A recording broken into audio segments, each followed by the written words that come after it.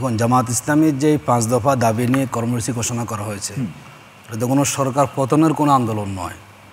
জামাত ইসলামী দেশের বর্তমান রাজনৈতিক বাস্তবতাকে সামনে রেখেই এবং আগামীর রাজনীতি কিভাবে হবে এবং রাজনৈতিক পরিবেশটা কেমন হবে সব দিককে বিশ্লেষণ করেই কিন্তু জামাত ইসলামী দেশের জনগণের স্বার্থকে সামনে রেখে কিন্তু আমরা এই 5 দফা দাবি দিয়েছি। এখন আমাদের দায়িত্ব হচ্ছে আমরা এই দাবির পক্ষে জনমত তৈরি করব। প্রত্যেকটা দলের স্ট্র্যাটেজি থাকে। আমরা মনে করেছি আগামী বাংলাদেশের যদি রাজনৈতিক সংস্কৃতিকে আমরা পরিবর্তন আনতে চাই, বিশেষ করে জুলাই বিপ্লবের পরে যে মানুষের যে আকাঙ্ক্ষা রাজনৈতিক একটা সুন্দর সংস্কৃতি বিরাজমান থাকবে, দেশে কোনো ফ্যাসিবাদী নতুন করে মেজরিটি পেয়ে সেখানে আসবে না এবং প্রত্যেক জনগণের তার ভোটাধিকার রক্ষা পাবে, গুরুত্ব পাবে, সেই দিক বিবেচনায় জামাত ইসলামী এবং দেশের বর্তমান যে রাজনৈতিক পরিবেশ, দেখুন আপনি নিজেও এটা পর্যালোচনা করবেন। এখন যে রাজনৈতিক অবস্থানে আমরা আছি, এখন পুরো দেশটাকে আসলে কারা নিয়ন্ত্রণ করছেন?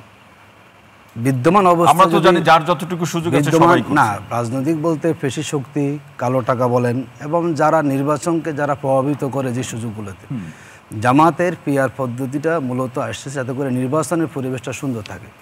আমাদের দেশে মনোনয়ন বাণিজ্য হয়, ভোট কেন্দ্র দখল হয়, নানাভাবে কিন্তু নির্বাচনটাকে প্রশ্নবিদ্ধ করার চেষ্টা করা হয়। এবং দেখুন বাংলাদেশে যে পরিমাণ পিআর, এটা একটু বলুন, যেটা আমাদের ডাক্তার জাহিদুর রহমান বললেন যে পিআর পদ্ধতি এই বিষয়টি বা প্রসঙ্গটি জামাতের দাবিতে পরিণত হলো কবে থেকে? না, জামাত এটি আগে থেকেও বলেছেন। এই বিষয়ে 92 সালের লেখা আছে আমাদের। 1992 সালে জামাতের সাবেক আমির লিখেছিলেন এই নিয়ে আমাদের। কিন্তু বিষয় বাংলাদেশে বর্তমান বাস্তব, এখন আমরা কিন্তু 54 বছরে একটা চলে আসছি, পরিবর্তন হওয়া দরকার তো আমাদের। একসময় কেয়ারটেকার সরকার আমরা কিন্তু এনেছি, সেটাও কিন্তু এই অবস্থা যে কেয়ারটেকার কি জিনিস বুঝি না আমরা সেখানে। আমরা মনে করি পিআর যদিও নতুন করে আমরা এটাকে আলোচনা নিয়ে আসছি গুরুত্ব সহকারে, টুডে অর টুমরো বাংলাদেশের রাজনীতিতে পিআরটা কেয়ারটেকার সরকারের মতোই কিন্তু গুরুত্ব পাবে। যদিও এখন অনেকে বোঝার চেষ্টা করেন না অথবা বুঝছেন যে জামাত নতুন করে নিয়ে এসেছে। জামাত যে দাবিটা দিয়েছে দেশের রাজনৈতিক সংস্কৃতিকে সামনে রেখে দিয়েছে এবং এটা ভবিষ্যৎ রাজনীতির কোন অবস্থানে সেটাকে জামা বিশ্লেষণ করে না। তার মানে কি আতিক ভাই, এখানে একটু বোঝার চেষ্টা করি, আমার বোঝা হচ্ছে আপনার আলোচনা শুনে তো সামনে নির্বাচনে এটা হলেও আপনাদের আন্দোলনের প্রেক্ষাপটে আপনাদের জন্য ভালো, না হলে কোনো অসুবিধা নাই। আমরা যেহেতু দাবি দিয়েছি, আমরা জনমত দেখি, জনমত মানে হলেও ভালো, না হলেও ভালো। ইতিমধ্যে তো সুজন এটা রিপোর্ট এসেছে যে 71% মানুষ কিন্তু চাচ্ছে, তারপর আমরা এটাকে মাঠে নিয়ে আসছি। আতিক ভাই, আমি এই একটা জায়গায় একটু ধরতে চাই। সুজনের স্টাডি হচ্ছে আপার হাউসে পিআর চায় 71%। আপনারা এই তথ্যটা ডিস্টর্ট করেন, এটা লোয়ার হাউসে না। আমি চাইলে একদম স্ক্রিনে দেখাতে পারবো। ঠিক আছে, আপার হাউস একই সিস্টেম তো একই আসলে। আপার হাউস লোয়ার হাউস, আপনি আপার হাউসটাকে অ্যালাউ করেন, নিঃসন্দেহে লোয়ার হাউসটা একসময় এটা গুরুত্ব পেয়ে যাবে। আমরা মনে করি জামাত ইসলামী আমরা মাঠে নেমেছি, আমরা জনগণের ফার্স্ট বোঝার চেষ্টা করবো। আমরা যদি জনগণ আমাদের পক্ষে জরিপে চলে আসে অবশ্যই সরকারটা গ্রহণ করতে হবে।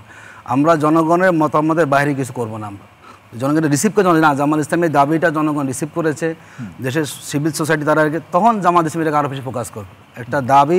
না ধরুন আতিক ভাই, এই আলোচনার এই পর্যায়ে এতটুকু বলুন একেবারে 2-1 লাইনে যে আপনাদের দাবির এই যে 5টি দাবি কোনোটাই পূরণ হলো না, বা হলেও সেটা নিয়ে রাজনৈতিক দলগুলোর ভিন্ন ভিন্ন মত আছে, আপনারা কি নির্বাচনে যাবেন? না, আমরা তো কেন যাবো না? নির্বাচন যাওয়ার জন্য তো আমরা সবাই প্রস্তুতি নিচ্ছি। 300 আসনে প্রার্থী দিয়েছি, আমি নিজে একজন নমিনি, আমরা মাঠে আছি। কিন্তু আমরা নির্বাচন সুষ্ঠু হোক তার জন্য কিন্তু আমাদের আন্দোলনটা। এই দাবির সাথে নির্বাচন না যাওয়ার কোনো বিষয় না। এই দাবিগুলো হচ্ছে নির্বাচন যাতে সুষ্ঠু হয় সেই লক্ষ্যে আমরা